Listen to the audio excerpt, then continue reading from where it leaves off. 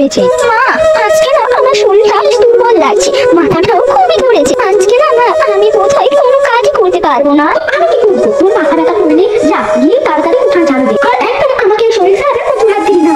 এখানে মোহিনীর মা সেইখান থেকে চলে গেল, আর মোহিনীও তার অসুস্থ শরীর নিয়ে বিছানা ছেড়ে উঠে পড়লো এবং সোজা ঘর থেকে বাইরে যেতে থাকে। এরপর মোহিনী তার অসুস্থ শরীর নিয়ে উঠান ঝাড়ু দিতে থাকলে এক পর্যায়ে সে মাথা ঘুরে প্রাণে পড়ে গেল। আর ঠিক তখনই মোহিনীর বাবা সেইখান থেকে যাচ্ছিল। এরপর মোহিনীর বাবা মোহিনীকে এমন অবস্থায় দেখে মোহিনীর কাছে ছুটে গেল। কি রে মা, কি হয়েছে তোর? তুই ওইখানে এমন ভাবে বসে আছিস যে? কি বলছিস কি তুই? দেখি তো কি হয়েছে তোর? এবারে মোহিনীর বাবা মোহিনীর কপালে হাত দিতে অবাক হয়ে যায়। মোহিনীর গা জ্বরে পুড়ে যাচ্ছে। কি রে মা, তোর শরীর দেখে জ্বরে পড়ে যাচ্ছে আর তুই এই জ্বর অবস্থায় কাজ করছিস? আয় ঘরে আয়, বিশ্রাম নিবি চল। এবারে মোহিনীর বাবা মোহিনীকে নিয়ে খাটের উপরে শুয়ে দিল। মোহিনীর মা, মোহিনীর মা, তুই কেন? তুমি তাড়াতাড়ি এগিয়ে এসো।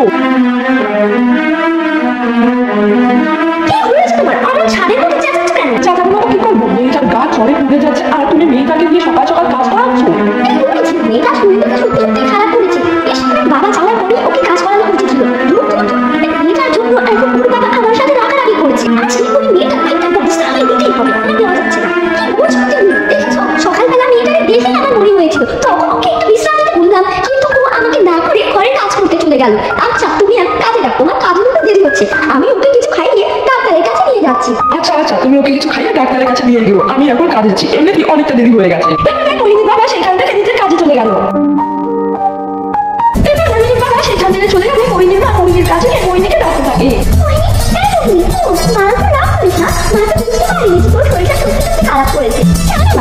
আমার কাছে মাছ ছিল না, তাছাড়া তুমি তো আর ভেবেছিলে আমার সাথে এমন করনি। আমি ওকে ডাক্তারের কাছে নিয়ে যাবো। ডাক্তারের কাছে যখন বলতে হবে আমার শরীরটা খুবই খারাপ লাগছে, আমি হাঁটতে পারবো না। আর আমি নেই, ডাক্তারের কাছে না গেলে তুমি সুস্থ হবে কি করে? আসো আমি তোমাকে ওই ডাক্তারের কাছে নিয়ে যাবো।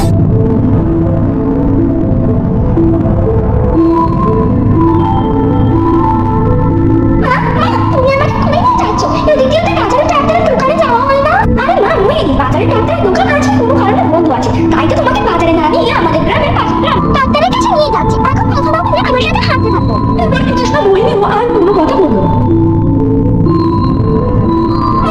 আমি আর হাঁটতে পারছি না, তুমি এখন কি আপনার কাকুকে ডেকে এলো, আমি এইখানে বসে আছি। আর তুই তো হাঁটতে পারছিস না, তাহলে তুই গাছতলায় বস, আমি কি ডাক্তারকে ডেকে আনছি। এই গাছতলা থেকে কোনখানে যাবে না কিন্তু। এই বলে মোহিনীর মা মোহিনীকে সেই গাছতলায় বসিয়ে রেখে সেখান থেকে চলে গেল। বোকামি, আমার কথা বিশ্বাস করে আমার সাথে চললো। এখন তুমি রাস্তায় সারাদিন বসে থাকবে, রাত হলে পাগলা পেয়ে যাবে। আমরা এখন ঘরে ফিরে যাই, বাবাকে জিজ্ঞাসা করে একটি কাহিনী বানিয়ে বলে দেবো। বোকামি, এখানে যাক, আজকে বিকালে আমি তোর বাবার কাছে অনেক কথা শুনেছি আমি। মোহিনীর মা মোহিনীকে সেই গাছতলায় বসিয়ে রেখে মোহিনীর চোখের আড়াল হয়ে জঙ্গল থেকে চলে গেল। আর বেচারি মোহিনী তার মায়ের অপেক্ষায় সেই গাছতলায় বসে থাকে। ওদিকে সন্ধ্যা হয়ে যায় আর মোহিনী তার মায়ের অপেক্ষা করতে করতে জঙ্গলের সেই গাছতলায় ঘুমিয়ে পড়লো।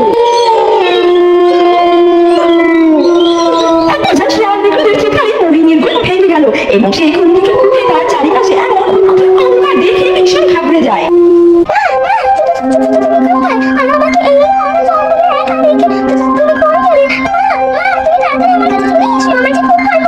মোহিনী যখন ওই গাছতলায় বসে এমন কথা বলছিল ঠিক তখনই সেখানে এক পেতনি এসে হাজির হয়। পেতনিটাকে দেখে মোহিনী খুব ভয় পেয়ে যায়।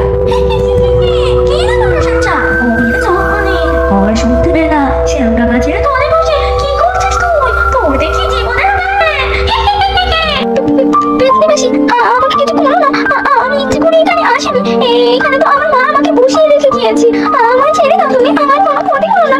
পেতনি মাসি, আমি জানি সে আমার কাছে তোমায় পেতনির সাথে নিচে কথা কইলে তোমার লজ্জা করে না? আমি সত্যি বলছি। মোহিনী পেতনিকে সমস্ত ঘটনা খুলে বলল।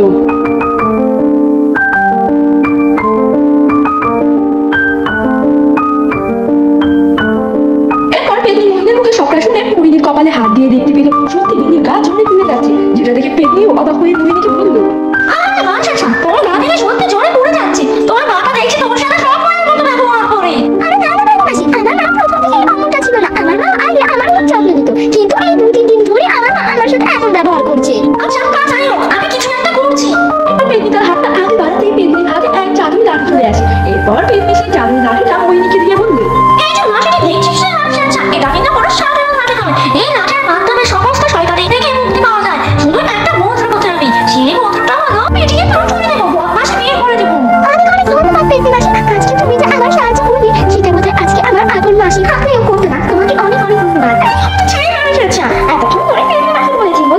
করিনি, কিন্তু এখন নিজের এমন মাটিটা আমার তো চিন্তা আছে না, তুমি কি এখন মাসি রে? তাই তুমি পেতনি হয়ে আমার খায়না ওকে উল্টো আমাকে সাহায্য করছো, তো তুমি আমার মাসি না তো আর কি? আচ্ছা আচ্ছা হয়েছে হয়েছে, এখন তুই আমার একটা প্রশ্নের উত্তর দে, তুই কি আসার পথে আমার তো দেখতে কোনো পেতনিকে দেখেছিস? না তো পেতনি মাসি, এই জঙ্গলে এসেছি ও কিন্তু তোমাকে ছাড়া আর কোনো পেতনি কিন্তু আমি দেখলাম না। আচ্ছা তুই এখন বাড়ি ফিরে যা, আমাকে আবার আমার জঙ্গল ফোনকে বলে দিতে হবে, তুই এখন জঙ্গলে থাকতে তোর উপরে জঙ্গলের রিক্সা পাবে না হামলা করতে পারে। আসলে পেতনি মাসি, আমি তো এই জঙ্গল থেকে বের হওয়ার রাস্তা ছিল না, এই জঙ্গলটা আমাকে আমার মা নিয়ে এসেছিল। আচ্ছা তারপর কিছু একটা করছি আমি। পেতনিটা নিজের জাদুকরটা ব্যবহার করে মুনিকে সেখান থেকে সোজা তার বাড়ি পৌঁছে দিল। ওদিকে মুনির মা হঠাৎ করে পিছন ফিরে মোহিনীকে দেখতে পেয়ে বলতে থাকে, কি রে হতচারী, তোকে না জঙ্গলে ফিরে আসলাম, তুই আবার জঙ্গল থেকে বাড়ি আসতে গেলি কেন? ওই জঙ্গলের জলে মূর্তি তোর দেখছি কই মাছের প্রাণ, এত সহজে তুই শেষ হবি না, দাঁড়া দেখাচ্ছি মজা। কিন্তু মোহিনী তার মায়ের কথায় কান্না দিয়ে পেতনির শিখিয়ে দাও মন্ত্রটি বলতে থাকে। পিছনে পাঠ করে দেবো, শয়তানি বের করে দেবো। মন্ত্রটি পড়ার সাথে সাথে লাঠিটি নিজের আকার বড় করে মোহিনীর মাকে পেটাতে থাকে। এই লাঠিটা দেখছি আমাকে ইচ্ছে মতো মারছে, কেউ আছে কি আমারে বাঁচাও, মার খাওয়ার এক পর্যায়ে মোহিনীর মার শরীর থেকে মোহিনীকে যে পেতনি সাহায্য করেছে তার মতো দেখতে এক পেতনি বেরিয়ে পড়ে গেল। একদিন হঠাৎ অরণ্যের জঙ্গলে এক টোনাউটোনা দম্পতি একটা ছোট্ট মিষ্টি ছানাকে এক গাছের তলায় ফেলে চলে যায়। আর তখন ছানাটা ঘুমিয়ে থাকার কারণে এসব কিছুই বুঝতে পারে না।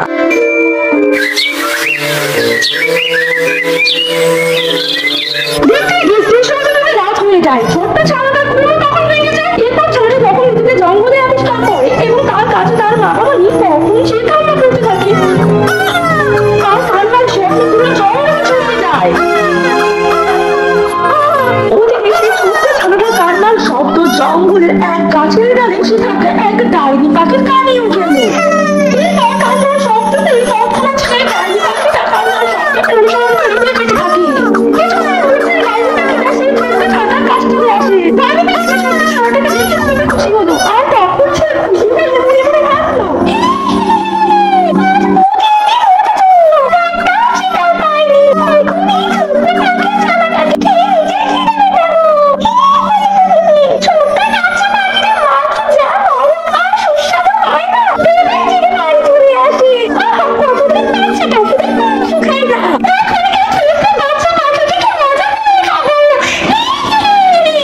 সব মনে মনে ভেবে যখনই ডাইনি পাখিটা সেই ছোট্ট ছানাটাকে খাওয়ার উদ্দেশ্যে মেলে তুলে দিল, তখন ছোট্ট ছানাটা কান্না বন্ধ করে হাসতে শুরু করলো। ছানাটির হাসি দেখে হঠাৎ ডাইনি পাখিটার মনে মায়ের জন্ম নিতে থাকে।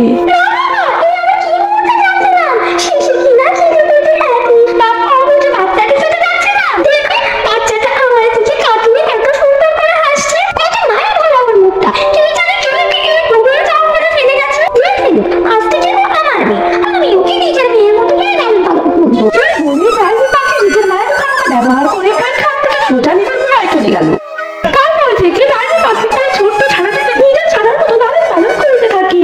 ডাইনি পাখিটি ভালোবেসে সেই ছোট্ট ছানাটার নাম দেয় টুকি।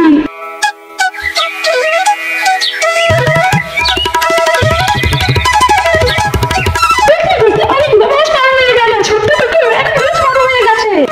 একদিন ডাইনি পাখি জঙ্গলে কোনো এক কাজে গেল। ঠিক ওই সময় একটা সাপ শিকারের খোঁজে ডাইনি পাখির গুহার ভিতরে ঢুকলো। আর সাপটা যখন গুহার ভিতরে ঢুকে টুকিকে দেখলো, তখন সে খুশি হয়ে যখন টুকিকে কামড় দিতে যাবে, ঠিক তখনই উড়তে উড়তে ডাইনি পাখি চলে আসে আর সাপটাকে ছুঁড়ে মেরে নিয়ে গিয়ে গুহার বাইরে ফেলে দিয়ে আসে। এরপর ডাইনি পাখিটি ফিরে এসে টুকিকে জড়িয়ে ধরে আর মনে মনে ভাবতে থাকে, হায় আজ কি অঘটন ঘটতে যাচ্ছিল, আমি যদি আর একটু দেরি করতাম তাহলে ওই সাপটা না না, আমি এসব কি করে ভাবতে পারি, এসব ভাবতে দাদা শিখে উঠি। আমি আমার জঙ্গলে থাকতে পারি, কিন্তু টুকিতে পারবে না। যতটুকু ওটা একটা সাধারণ পাখি, এখন ওকে লালন পালন করতে হলে আমাকে জঙ্গল ছেড়ে গ্রামে যেতে হবে।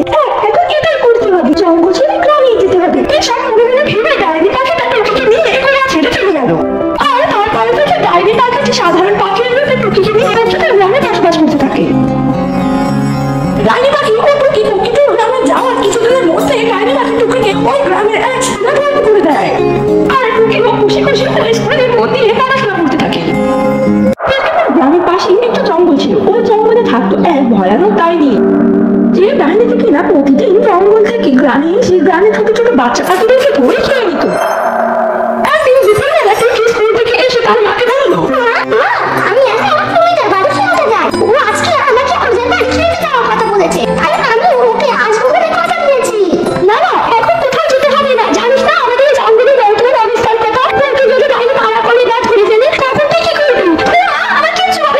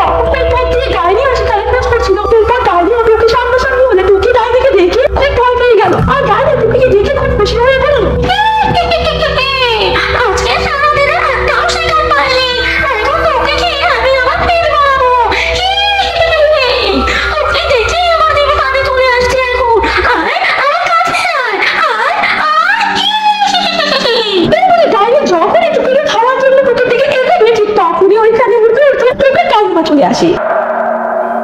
এরপরে তোকে ডাইনি আসে এখানে এসে ডাইনিকে বললো, তুই আমার মেয়েকে খাবি? তোর তো সাহস কম না বাবা, তোকে এক্ষুনি মজা দেখাচ্ছি।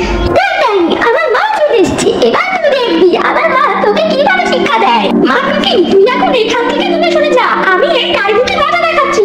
এটা শুনে টুকি তখন সেখান থেকে একটু দূরে সরে গেল। আর ডাইনিকে তখন এইসব কথা শুনে টুকি ডাইনিমাকে বললো,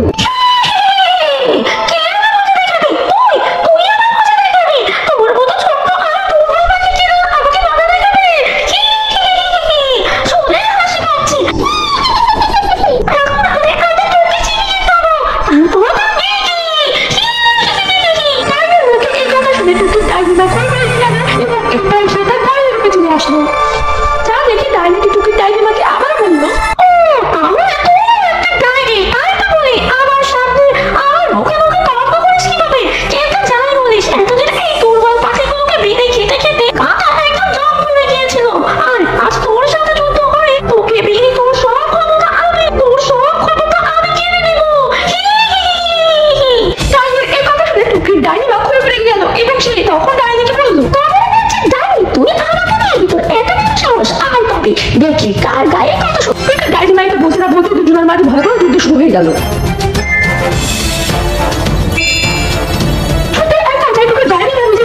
ব্যবহার করে ডাইনিকে আক্রমণ করল। ডাইনিকে আক্রমণ করলো, এতে ডাইনির শরীরে আগুন লেগে গেল এবং সে আগুনেতে ধ্বংস হয়ে গেল। ডাইনিকে ধরার পর ডাইনিমা টুকিকে বললো, তোকে তুই করে বললাম সন্তান আগে বাড়ি ফিরবি, সেই তুই কি না সন্তান পরে বাড়ি ফিরছিলি? আর যদি ডাইনিটা তোর কোনো ক্ষতি করে দিত তখন কি হতো? ভাগ্যিস তোকে খুঁজে বেরিয়েছিলাম, জঙ্গলে যে আজ কি হতো আল্লাহ এখানে জানে। এখন তা বাদে, ডাইনিটা আবার তোর কোনো ক্ষতি করেনি তো? তুই ডাইনিটা আমার কোনো ক্ষতি করতে পারেনি। আমি তো জানতাম তুমি আমাকে বাঁচাতে চলে আসবে। তুমি জানতে হবে ডাইনিটা আমার কি ক্ষতি করবে? হ্যাঁ, তুমি আর আমার উপরে রাগ করে যেও না। এরপর এভাবে তাদের মা মেয়ে একে অপরের সাথে কথা বলতে থাকে। কিন্তু তারা দুজন বাদেও সেখানে আরো একজন উপস্থিত ছিল, যে কিনা এতক্ষণ ঘটে যাওয়া সব ঘটনা চোখের আড়াল থেকে দেখছিল। এরপর সে তাকে তার সুযোগ বুঝে সেখান থেকে চলে যায়।